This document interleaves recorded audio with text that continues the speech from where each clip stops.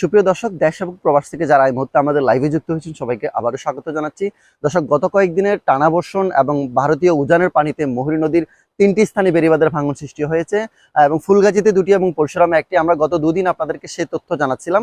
আজকেও সেই তথ্য জানানোর জন্য আপনাদের সাথে আমি যুক্ত আছি, জহিরুল ইসলাম রাজু। দর্শক, আমরা এই মুহূর্তে রয়েছি ফুলগাজী উপজেলা সদরের ফুলগাজী সদর ইউনিয়নের উত্তর বড়ইয়া গ্রামে, যেটি আমরা আসলে গতকাল বলেছিলাম গতকাল ভোর 4টা থেকে 5টার দিকে এখানে আসলে বেড়িবাঁধের ভাঙন সৃষ্টি হয়েছে এবং এখন পর্যন্ত কিন্তু সেখানে পানির যে স্রোত সেটি কিন্তু প্রবাহমান রয়েছে।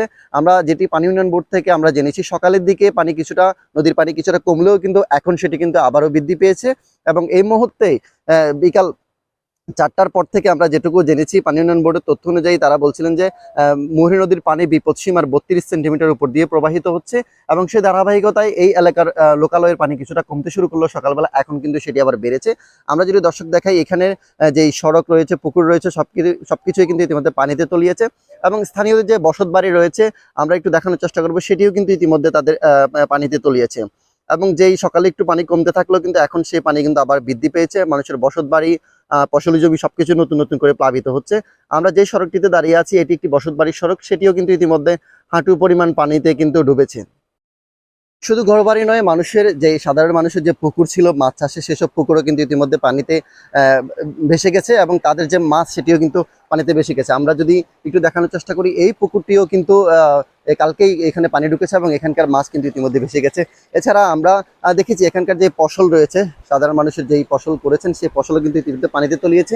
কৃষি বিভাগ বলছিল এবারে তার লক্ষ্যমাত্রা ছিল 6,000 হেক্টর জমি চাষাবাদের, আমন চাষাবাদের, এবং সে ধারাবাহিকতায় 5,000 হেক্টরের মতো জমি কিন্তু রোপণ করা হয়েছিল।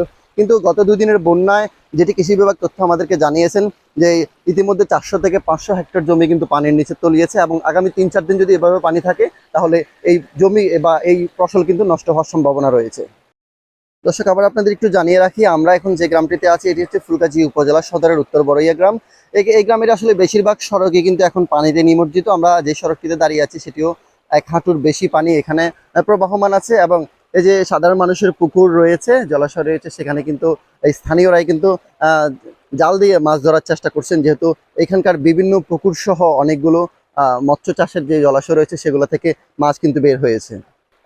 শুধু ফসলি জমি আর মাছের ঘের নয়, এখানকার যে প্রাথমিক বিদ্যালয় রয়েছে সেটি ইতিমধ্যে পানিতে ডুবেছে কিছুটা অংশ আমরা দেখতে পাচ্ছি। দর্শক, আপনাদের একটু জানিয়ে রাখি, আসলে ফুলগাজীতে যে 2টি বেড়িবাঁধের ভাঙেছে সেটি হচ্ছে একটি সদরের উত্তর বড়ইয়া অংশ, যেটি গত রাত ভোর 4টা-5টার দিকে ভেঙেছে এবং অন্যটি সদরের উত্তর দৌলতপুরে, সেটি গতকাল সকাল 7টার দিকে ওইখানে বেড়িবাঁধের ভাঙন সৃষ্টি হয়েছে। এই 2টি বেড়িবাঁধ ভাঙনের ফলেই কিন্তু এখানকার যেই স্থানীয় জনপদ রয়েছে উত্তর বড়ইয়া এবং এখানকার পাশাপাশি বিজয়পুর, দক্ষিণ বড়ইয়া, বসন্তপুর, এদিকে কিন্তু পুরাটাই লোকালয় ইতিমধ্যে প্লাবিত হচ্ছে এবং উত্তর দৌলতপুরে যেটি ভেঙেছে সেটির যে পানি সেটা কিন্তু দক্ষিণ দৌলতপুর পাশাপাশি ঘনিয়ামোড়া হয়ে ঘনিয়ামোড়ার দিকেও কিন্তু সেটি প্লাবিত হয়েছে। আমরা দেখেছি সেই যে জোয়ার রয়েছে সেটির প্রভাবে ওইখানকার যে ফেনী পরশুরাম সড়ক যেটি রয়েছে ঘনিয়ামোড়া অংশ, সেখানে ইতিমধ্যে পানি আমরা দেখতে পেয়েছি 6 থেকে 8 ইঞ্চি পর্যন্ত পানি উঠেছে। বিকাল বা সন্ধ্যা নাগাদ সেখানে 1-1.5 ফুটের মতো পানি থাকতে পারে আমরা ধারণা করেছি। এছাড়া আসলে উত্তর দৌলতপুরের সেই পানিগুলি দক্ষিণ দৌলতপুর হয়ে জগৎপুরের দিকে যাচ্ছে এবং সেদিকেও কিন্তু ক্রমান্বয়ে গ্রামের পর গ্রাম প্লাবিত হচ্ছে।